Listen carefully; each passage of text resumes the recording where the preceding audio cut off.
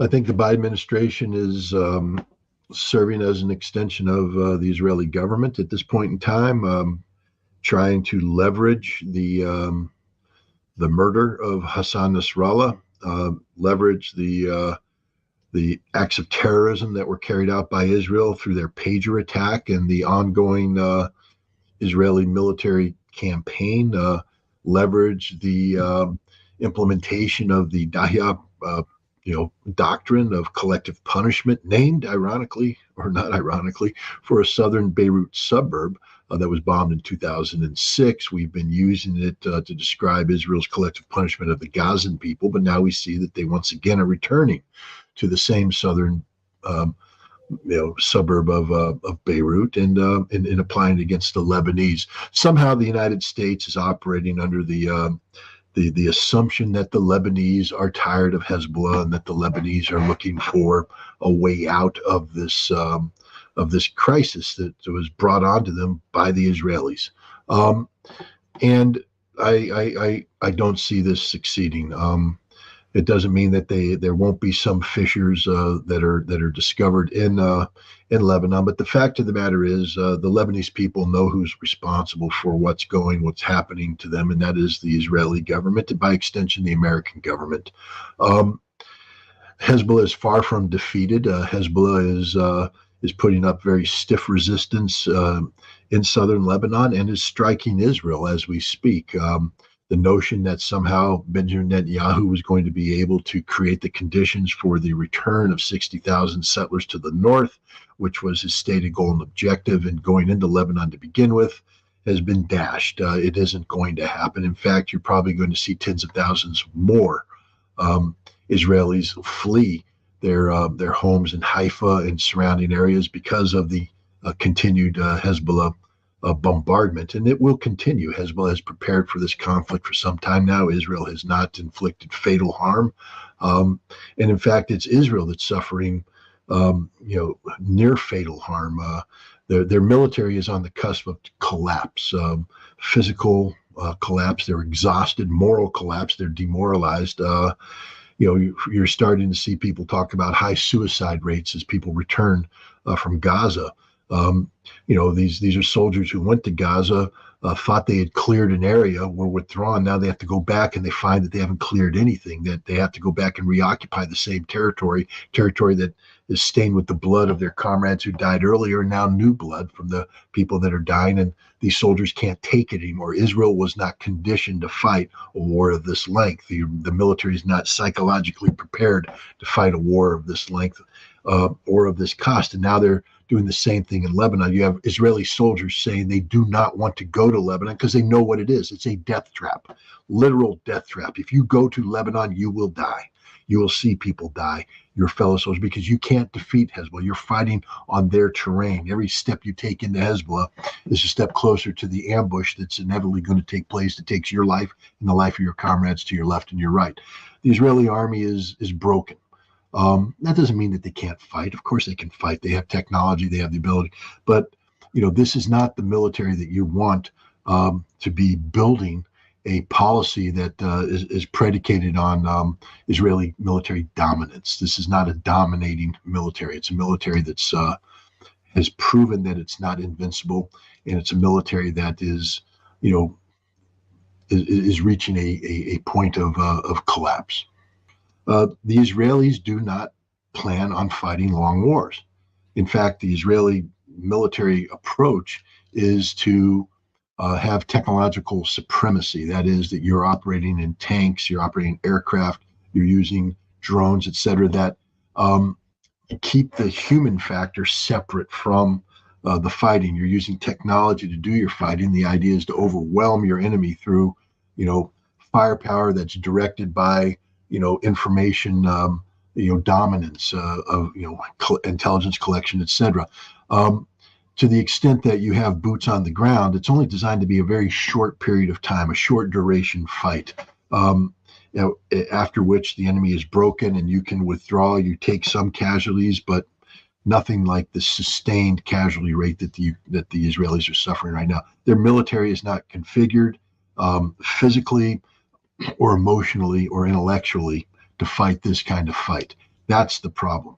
You have soldiers who aren't ready to die for their country. There's the difference right there. Marines aren't suicidal, but if you push us off 1.5 miles off the beach at Tarawa and tell us that we have to wade through chest-high water to get to the beach to storm the Japanese fortifications, we're going to do that. That's what we do. And then we come back, we regroup, we train, and we take the next island. And we leave thousands of dead on that island. We come back, we regroup, we take the next island, and we keep going until all the islands are taken. That's how we're configured. That's how we're trained. That's how we operate. The Israelis aren't trained to operate that way. They're not trained to take these casualties. They're just not conditioned for that. And so psychologically, this length of a war is devastating for these people. If Israel survives as a nation state, and that is not a guarantee, there will be a generation of young Israelis who will be permanently scarred by this experience. And I'm not just talking about the war crimes that they commit. I'm talking about just the combat experience, because there is fighting taking place. I mean, it's, we focus on the genocide, and it's real, it's ongoing, it's devastating. I don't know if you're watching what's happening in northern Gaza as the Israelis literally round up thousands of people and send them on a death march. On a death march. That's what this is. It's a death march to another camp that they'll bomb, and then they'll death march them out again. It's literally, we're watching the Nazi deprivations of World War II play out before our very eyes by the people whose nation is formed under the notion of Nazi victimhood, meaning they were victimized by the Nazis, therefore they have a right to exist to do what? Victimize the Palestinians the same way the Nazis victimized them. This is absurd, this is perverse, this is unforgivable, but you take that aside, and that alone, Israeli soldiers participating in that is devastating, emotionally, psychologically, etc. But even if we can separate that, and you can't, and just focus on the combat, the notion that of them going into Gaza, knowing that around each turn could be a mine, could be an RPG, could be an engagement, that there's no peace, that you're never going to control this territory ever. That is devastating too emotionally. The Israelis can't handle it, and that's why their military is on the cusp of collapse, emotional collapse. Do you think that in Gaza, do they really understand that any of those fighters, Hamas fighters, would be a Yahya Sinwar? When you look at the pictures of Yahya Sinwar, he was on the ground, on the front, fighting Israelis with few soldiers, with few forces around him. Is that possible for the mindset of Israelis to understand it? The Israelis, I think, they have so dehumanized the Palestinians that they're incapable of instilling notions that we normally attach to movements that lead to nation building, like the Palestinian cause, etc. So the Palestinians are a bunch of terrorists, terrorist sympathizers, facilitators of terrorism, and therefore Yahya Sinwar is a terrorist leader. That's how it is. And so they focus on killing the terrorist leader, as if by decapitating this blob of terrorist supporters, the blob will go away. Yahya Sinwar was a child of the camps. His parents were Palestinian refugees who were thrown out of their homes by the Israelis in 1948, compelled to go live in Gaza, knowing that right over the wire, right past the kibbutz, was their home. So he was raised in the camp as a prisoner. And as a result, he was raised to resist those who were oppressing him. Those are the Israelis. And he joined the resistance. I think in 1987, when Hamas was created, he became a member, headed up the Majd, which is their security force. His primary mission was to eliminate Israeli spies, Palestinians who Israel had brought over to their side one way or another, who were spying on the Palestinian resistance to the Israelis. And Sinwar's job was to clean that up, and he did so very effectively. The Israelis don't like the fact that he did so effectively. There's people out there who accuse him of torturing, murder, or whatever. Could be. I'm not going to defend what he did, but I'm not going to, paint it as anything other than it was, killing spies. I hope people understand that in wartime, if you find a spy, let's go back to World War II. When when the Brandenburgs, the sort of British or German covert operators, put on American uniforms and penetrated our lines in the Battle of the Bulge to get in the rear area and cause problems. When we captured them, we shot them immediately. That was it. There's no ifs, ands, or buts. That's what you do to spies. And Sinwar purged the Palestinian ranks of spies, was very effective in this matter. He got arrested by the Israelis, sentenced to 4 consecutive life terms for his role in not only in the killing of Israeli assets, but I think in the death of 2 Israeli soldiers. But he was exchanged while he was in prison. This is a man who, you can just tell a lot. He became a leader in prison of the Palestinians and Hamas. Even from prison, he became a leader through the example that he set. Very educated, wrote a book, The Thorn in the Carnation, about his experience as an autobiographical work of fiction. But he also learned about the Israelis, learned about their mind, learned to read Hebrew, think like his enemy. And when he was released in a prisoner exchange in 2011, he immediately rose up in the ranks and again became a dominant figure. But he always said that he was marked for death. I mean, that's the thing the Israelis don't understand. When people like Yahya Sinwar and people like Hassan Nasrallah understand the Israelis want to kill them. So you don't create an organization that collapses like a house of cards if you die. You are a product of an organization that is built upon an ideology that is premised on the Palestinian statehood, a notion that resides in the hearts and the minds of every Palestinian. You happen to be at the top of it, but when you get eliminated, that's just a body dying. That doesn't mean the end of the cause that you're serving.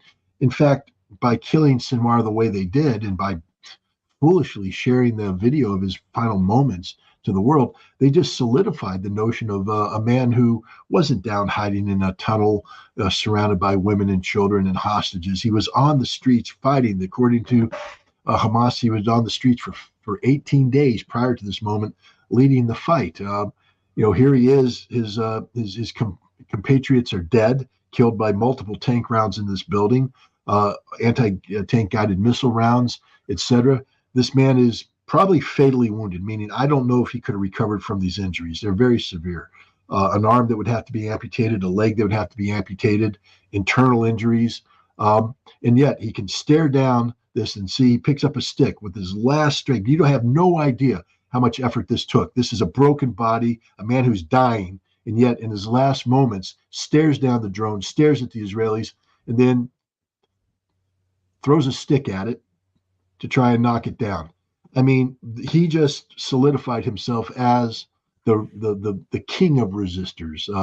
You don't have to agree with the guy. You can call him a terrorist or what. That's bad imagery for the Israelis, because he is now a martyr. Every kid that is raised, every children of the camp, just like him, are raised up. Now they're going to see this and they're going to say, that's me. That's my future. Because, they're not going to live in a camp forever as prisoners. That day is over. That's what October 7th solidified. The Palestinians that are there will not be prisoners forever. This resistance will last forever. As long as the Israelis try to occupy, Hamas will resist. And this will be Israel's future. And Israel can't survive this, cannot sustain this. The Palestinians shouldn't have to sustain this, but they've been prisoners since 1948. So the idea that the Palestinians are suddenly going to break and collapse, no, this is their moment. This is the moment. This is the put up or shut up time. Do you want a Palestinian state? Because you have crossed the line of departure. There's no going back. You either complete the task, get your state, or you're finished. And I think Sinwar's death has showed that they're not going to quit. They're not going to back down. That this is an existential fight between them and the Israeli occupiers. Yesterday, I talked with Colonel Jacques Beau about his point of view on this assassination of political and military leaders of Hezbollah, Hamas. He said that the British intelligence had every information about the Irish commanders.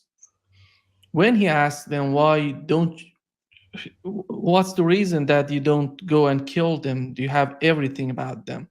He said, why should we do that? Because we have everything. If we kill them, we just destroy our information. It's against us, not against them. But it doesn't seem that the Israelis are thinking the same way that the British intelligence were thinking those days. I don't know if they're thinking this way right now.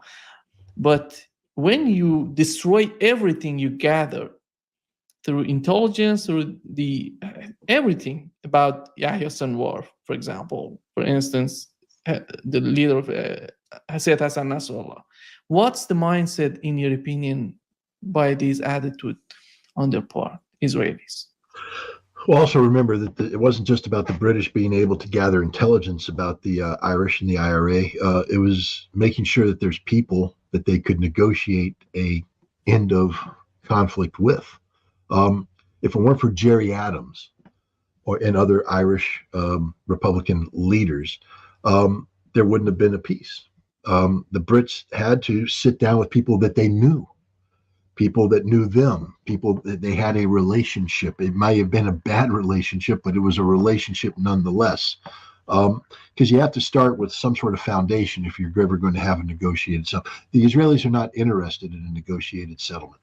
The Israelis aren't interested in maintaining connectivity with Hamas leadership or Hezbollah leadership so that they can find a peaceful way out of this. The Israelis are interested in greater Israel. At least the current manifestation of the Israeli government has said that's what they're shooting for.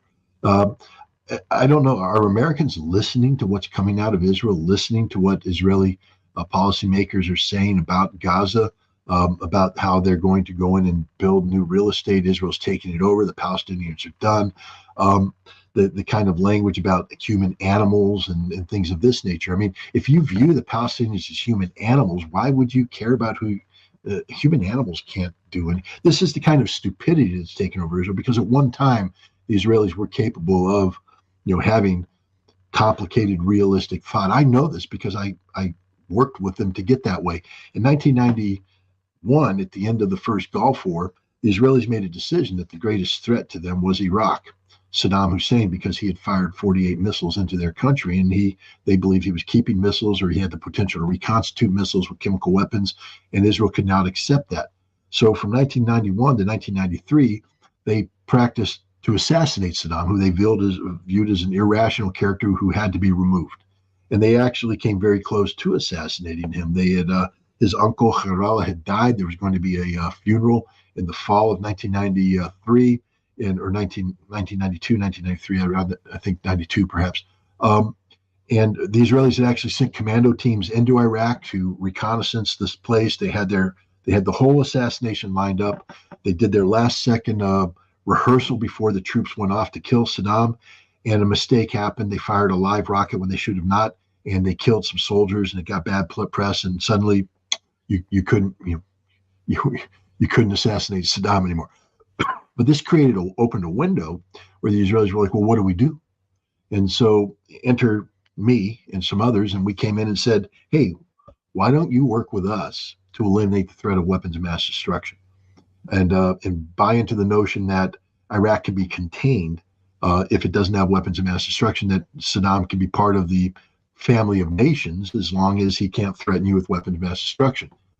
This required Israel to go through a very major rethink. I worked with the colonel whose job was to be Saddam Hussein, and spent hours talking to him about the reality of the Iraqi regime, how it functioned. He knew a lot. I knew a lot. We just started working. And then they started to see how the Iraqis were responding to the inspections, and the notion that Iraq could be disarmed was raised.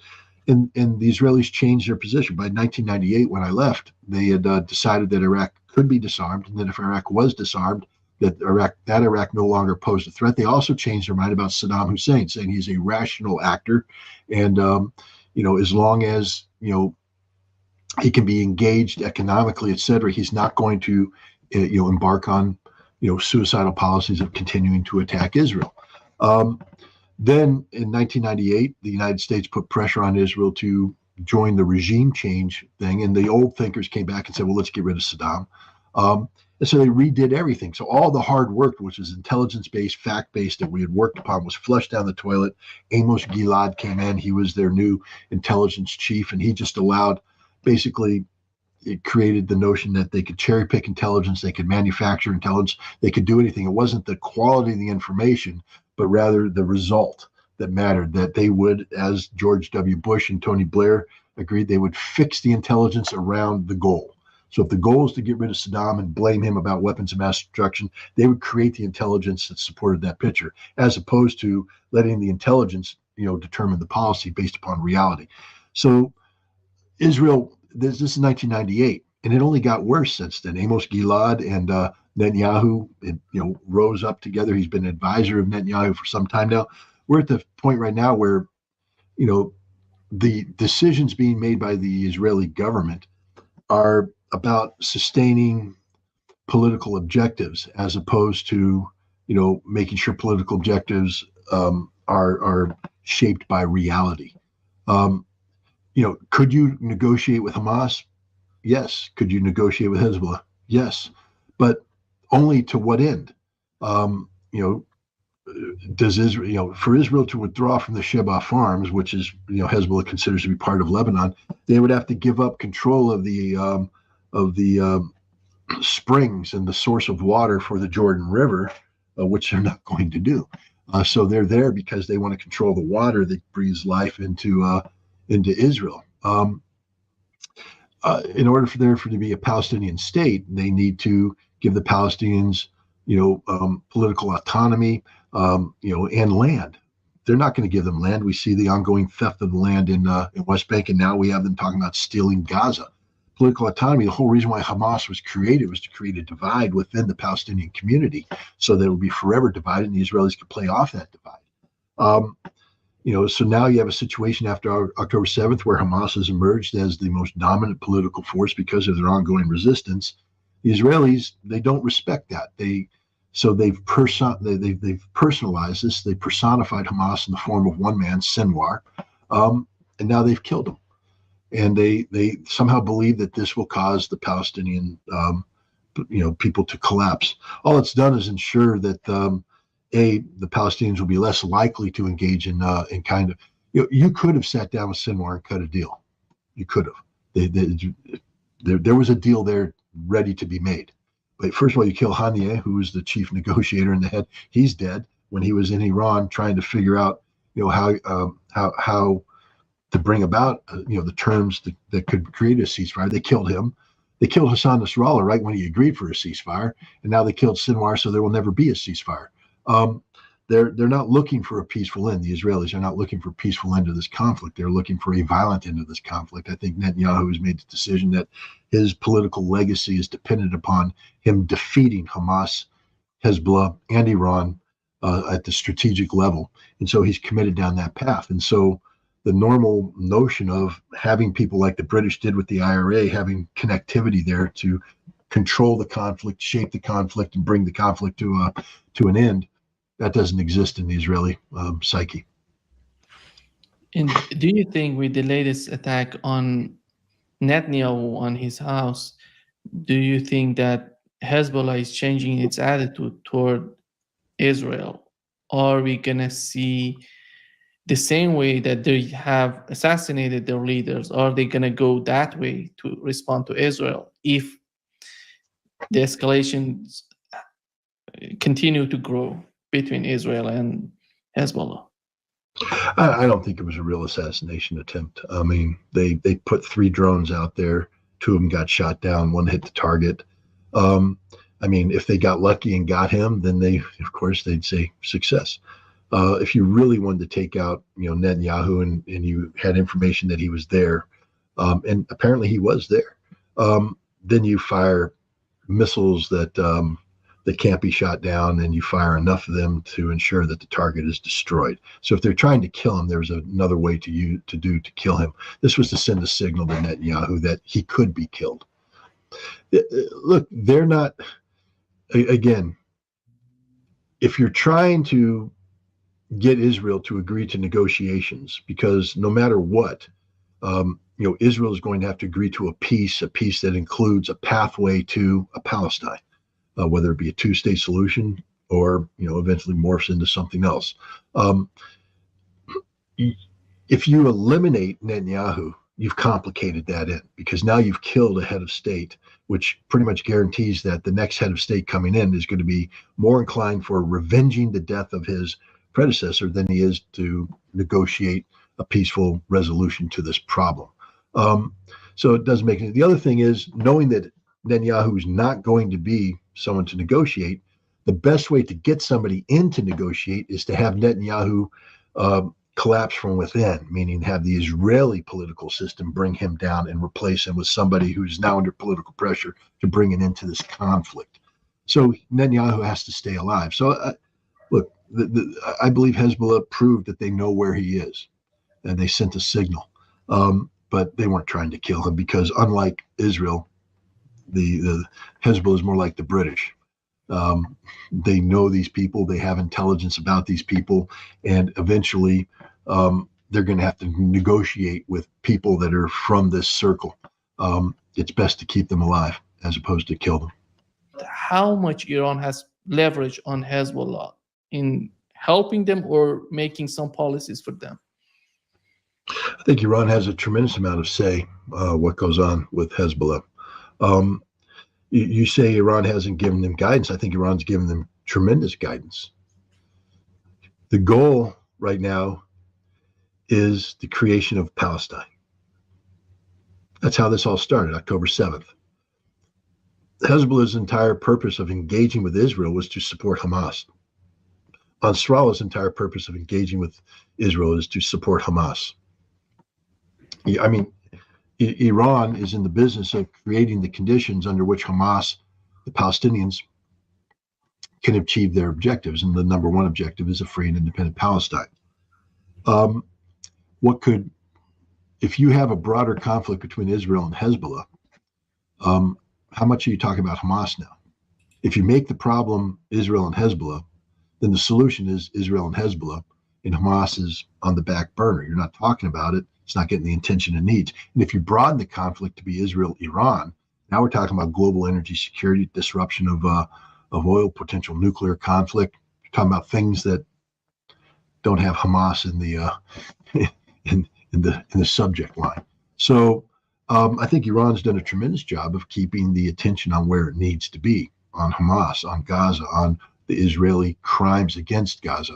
To the extent that Israel is repeating these crimes in Lebanon, again, to focus on the crimes that Israel's doing, but not to create an expanded conflict. Hezbollah could definitely strike back harder than they are right now. There's no doubt about that. But Hezbollah's job is escalation management. Hezbollah, now that Israel has decided to move in, will now make Israel suffer a death by 1,000 cuts. Again, that will be detrimental to Israel, to the benefit of Hezbollah long term. There's a lot of people out there that think that Iran should say unleash the dogs of war and just go for it. But then you're not achieving the goal that this was all supposed to be about, the creation of a free and independent Palestinian state.